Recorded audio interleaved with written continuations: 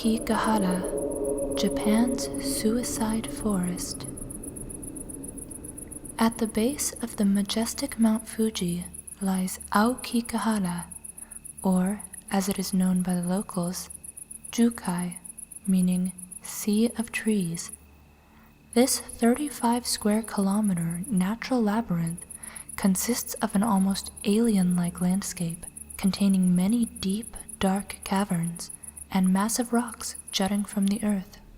This serene ocean of trees is so dense that once only a few kilometers within, utterly no sound can be heard outside of the noises produced directly within the forest itself. Despite the immense beauty and tranquility of the forest, nature-loving hikers are not what have marked this place famous, or rather, infamous. Aokigahara is best known as the perfect place to die. Over the years, it has become an increasingly popular place for countless people to commit suicide, second only in the world to the San Francisco Golden Gate Bridge.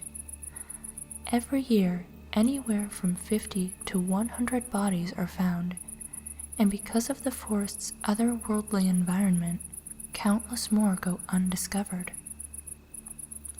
The suicide rate here is so alarmingly high that there are various signs scattered throughout the forest, both in English and Japanese, begging those within the forest to reconsider their actions.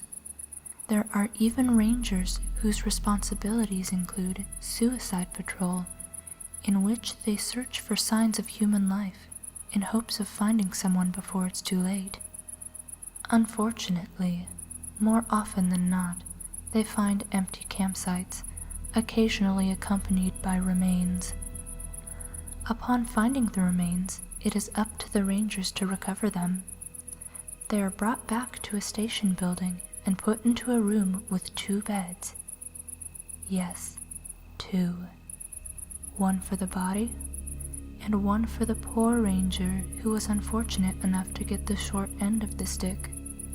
You see, it is believed that if the body is left alone, the angry spirit of the person who ended their life will scream and howl all night long, and the body will move itself into the sleeping quarters of the rest of the rangers. And you complain about your job? If you ever find yourself going for a hike in this foreboding place, it is very important to be prepared.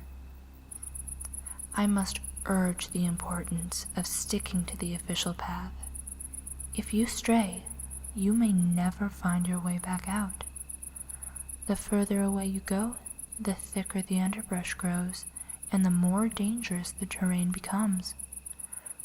The ground is made of viciously sharp volcanic rock, on which a single tumble could find you gravely wounded, or even caught down inside an icy trench where no one will find you. You may also be greeted by the eerie sight of countless pieces of tape hanging from the trees and waving ever so slightly in the non-existent breeze. You see, those who are hesitant to die use this to mark their trail. That way, should they change their mind, they can still find their way back out. You should be warned, though. Never follow the tape unless you are prepared for what may be waiting on the other end. Aokigahara has historically been associated with ghosts and demons in Japanese mythology. Many people believe the spike in suicides was ignited by the 1960 novel Tower of Waves, in which 2 lovers go to the forest to end their lives. However, this forest has been associated with death long before.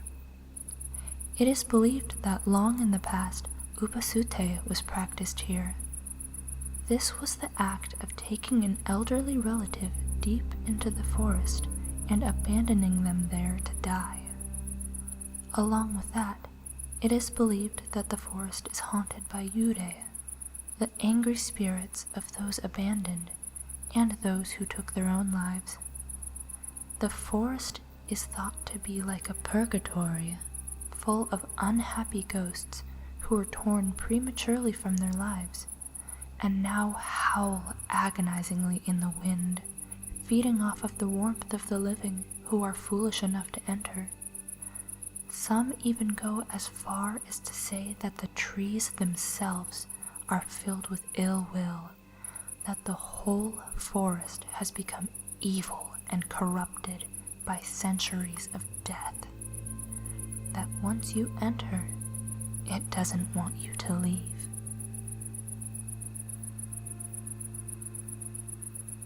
Happy trails.